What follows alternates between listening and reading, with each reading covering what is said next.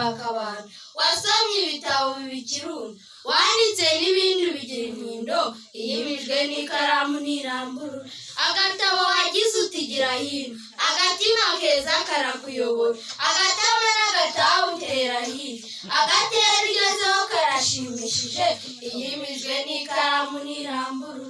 Abo wareze turagushima, abo watoje turagusabira, abo wahanuye turakuyoboka, abo natwe tugusabye impundu.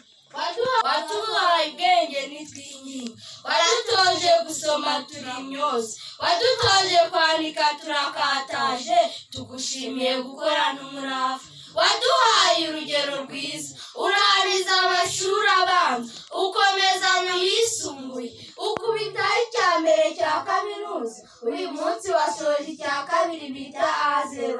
Turagusabye ngo wese utube hafi, inkunga yawe turacyayikeneye, impano n'impanuro zibe hafi. Ingabire Imana yaguhaye tugusabira umugisha utageruye, tukwijeje ikirenge mu cyawe. Hari n'ibindi tugusabira, iyo dusenga tugutura Imana, tuzi ibisubizo uzabisanga, iyimijwe n'ikaramu ntirambura. Reka nisabire abarezi bagenzi bawe, imbuto wera bazayitore bayitoze, imbaduko zawe iteka zizabaranga. Ijuru ridasumbwa gahorana ihanji, uzahorana ishya turarigusabiye.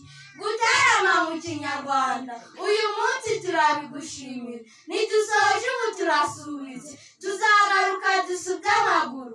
Imvura iguye n'isubiye, idasubiye bayita irumbya, Roho Mutagatifu akore hafi. Yari imbuto yeze kuri Mwiseneza Innocent, Uwineza Nina, Niyonsaba Sandrine, muragahorana amata ku ruhimbi.